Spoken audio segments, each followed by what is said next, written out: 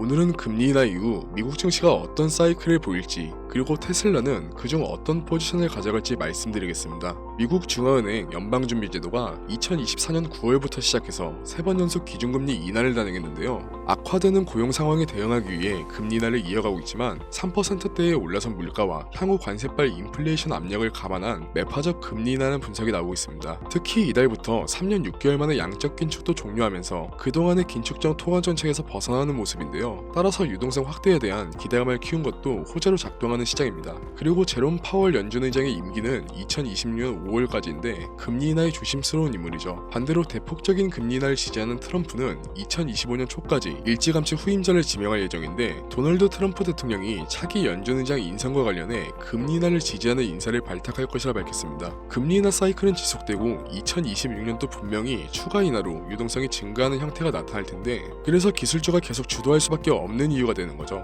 그런데 기술주는 생각해보면 전부 다 AI 기술력이 받쳐주는 상황인데, 경쟁이 심화되면서 결국 핵심은 누가 더 점유율을 이끌어가냐와 AI를 통한 새로운 먹거리를 먼저 찾느냐인데, 거기에 가장 가까운 게 테슬라입니다. 우선 테슬라는 AI를 접목시킨 FSD를 통해 로보택시와 로봇 옵티머스를 본격적으로 2026년도부터 양산하는데요. 높아지는 물가와 인건비 속에서 로봇으로 산업이 대체되는 건 언젠가 일어날 일입니다. 장기적인 목표를 성공적으로 이뤘을 때를 가정하면 무조건 지금이 테슬라는 저점인 겁니다. 그런데 사람들 중 일부는 장기적으로 볼 때 테슬라는 지금 전기차 매출이 낮아지고 있는데 버틸 수 있는지에 의구심을 품기도 하는데, 전기차 판매만이 아닌 소프트웨어를 주기적으로 업데이트하고 구독 서비스에 대한 수수료도 있죠. 그리고 전기차 판매량이 줄어든 것도 일시적인 것일 뿐이지 점유율은 아직도 높은 편입니다. 실제로 테슬라의 3분기 실적을 보면 전기차 판매량이 2분기 16% 감소해서 6% 증가로 반등했고, 배터리 판매와 서비스 부문이 견조한 성장을 보이면서 전체 매출은 전년 동기 대비 12% 증가한 281억 달러를 기록했습니다.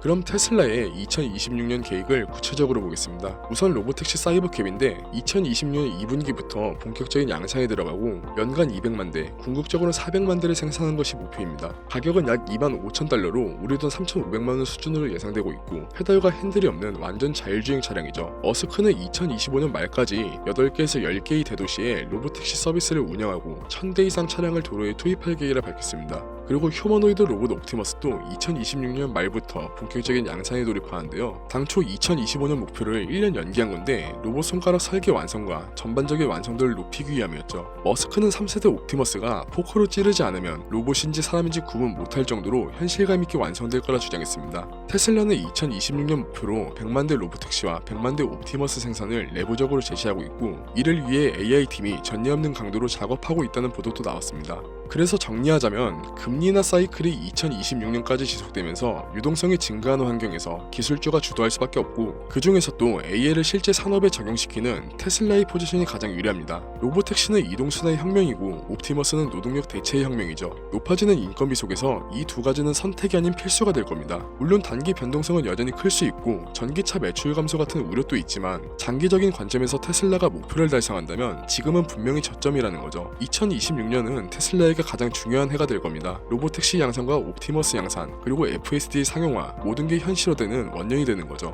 그리고 지금 테슬라는 장기적인 목표도 뚜렷하기에 가져가야만 하는데요. 그래서 왜 테슬라를 장기적인 관점에서 꼭 가져가야 할까요? 단순히 전기차 회사가 아닌 AI 플랫폼 기업으로 변화하고 있기 때문입니다. 우선 AI 플랫폼 기업의 큰 장점은 마진인데, 구독 서비스를 통해 비용은 거의 안 들면서 계속 수익을 지속시킬 수 있다는 거죠. 꾸준히 비용이 적게 들면 순이익은 높아지고 사업 확장과 연구 개발도 무리 없이 진행 가능한 선순환 구조가 자연스럽게 만들어지는데, 기술력을 기반으로 시장을 선점할 가능성이 높아지는 겁니다. 그리고 시장을 선점할 3가지 핵심 프로젝트가 있죠. FSD 시스템과 AI 칩, 그리고 로봇 옵티머스인데요. FSD가 자율주행인 건 대부분 아실 텐데, 동시에 테슬라의 AI를 훈련시키는 데이터 수집 엔진의 역할을 하고 있습니다. 테슬라의 누적된 자율주행 거리는 약 48억 2,000km로 지구 12만 바퀴 정도 됩니다. 그리고 지금 또 전 세계 수백만 대 차량이 매일 수집하는 데이터는 다른 기업들이 따라오기 힘들 만큼 쌓였고 쌓이고 있죠. 이 FSD를 학습시키는 구조는 섀도우 모드를 사용하는데요. 이게 뭐냐면 운전자가 직접 운전하는 동안에도 AI가 내가 운전했다면 어떻게 했을까를 시뮬레이션하고 학습하며 운전자가 어떤 판단을 잘못했는지 어떻게 개선해야 하는지 계속 배웁니다. 그렇게 수집한 데이터를 모아서 코르텍스로 쌓인 데이터를 학습시키는 겁니다. 원래 테슬라는 도조라는 자체 슈퍼컴퓨터를 통해 AI를 훈련시킬 예정이었지만 비효율적이라 과감히 포기했고, 그래서 지금은 코르텍스라는 새로운 슈퍼 클러스터를 AI 훈련에 사용하고 있습니다. 성과는 물론 좋았는데요. 기존보다 AI 훈련 능력을 400% 증가시켰죠. 그리고 이전부터 자체 AI 칩 개발을 진행하고 있었는데 4세대에 이어 다음 세대인 5세대 칩도 설계에 들어갔습니다. 이 5세대 칩은 4세대 대비 무려 50배 성능 향상을 보여주는데 훨씬 복잡한 연산도 빠르게 처리할 수 있죠. 그리고 6세대 칩은 5세대에 비해 약 2배 이상의 성능을 보일 거랍니다. 이 모든 걸 지금부터 3년 내로 또 기대 이상의 기술력을 보여주겠다는 거죠. 이미 테슬라는 독자적인 AI 개발로 개발 속도를 극대화하고 있습니다. 테슬라는 모델을 자체 개발하고 FSD 칩과 AI 칩을 직접 설계하고 인프라를 직접 구축한 반면 대부분의 AI 기업들은 여전히 AI 인프라의 핵심 요소들을 외부 기업에 의존하고 있어서 이미 격차는 벌어진 것과 같죠. 그리고 이 격차를 앞으로 더 벌릴 건 로봇 사업인데요. FSD 시스템과 동일한 AI를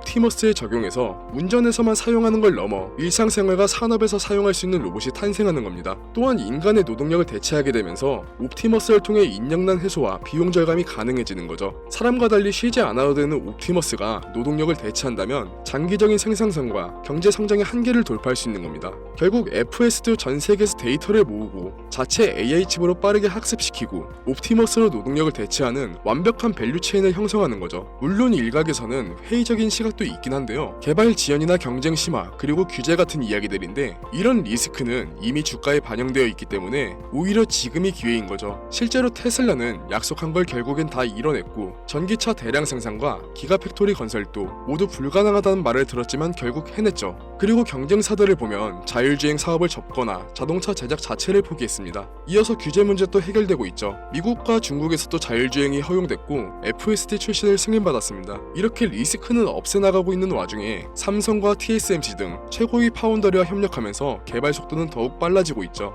결국 우리는 사놓고 기다리기만 하면 되는데 장기 보유하는 게 쉽지 않은 건 다 아실 겁니다. 기술주 특성상 변동성이 굉장히 크거든요. 분기 실적 발표 때마다 10%, 20%씩 오르락내리락 하고 AI 버블 논란까지 화두되고 있죠. 그리고 대표가 일론 머스크인 이상 발언이나 행보 관련해선 리스크가 좀 있긴 합니다. 대표적으로 SNS에 폭탄 발언을 하거나 정치 활동도 있었지만 이런 리스크들은 무시할 만큼 투자할 만한 가치가 있죠. 일론의 능력과 테슬라의 기술력은 이미 증명됐기 때문에 장기 보유할 가치는 충분하다는 겁니다. 강한 멘탈과 변동성을 버틸 만한 포트폴리오만 만들어 놓으면 됩니다. 그럼 어떻게 해야 이런 변동성을 견디면서 장기 보유할 수 있는지, 포트폴리오는 어떻게 구성해야 할지 아셔야겠죠. 우선 관련된 섹터 전체로 시야를 넓히는 겁니다. 테슬라가 성공하려면 결국 반도체와 센서가 필요하고 그리고 배터리 기술과 데이터 센터가 필요하죠. 그래서 테슬라 하나에만 올인하는 게 아니라 관련 섹터들과 함께 혹시 모를 큰 조정에 대비할 안전자산에 분산 투자하는 겁니다. 그런데 분산 투자해야 되는 건 알겠는데 포트폴리오의 비중과 종목을 선정하는 건 참 어렵죠. 그렇다고 제가 영상으로 전부 설명드리는 것도 마찬가지로 어렵고요. 개인이 원하는 목표 수익률과 성향은 여러분들 모두 다를 테니까요. 그래서 관련된 내용이 담긴 책에 제본을 발송드리려고 합니다. 물론 책 판다는 소리 아닙니다. 무료로 드릴 거고요. 직접 쓴 책인데 영상에서 설명 못 드린 내용은 전부 이 책에 담겨져 있습니다. 부탁드릴 건 구독과 좋아요 그리고 신청 완료라는 댓글만 부탁드립니다.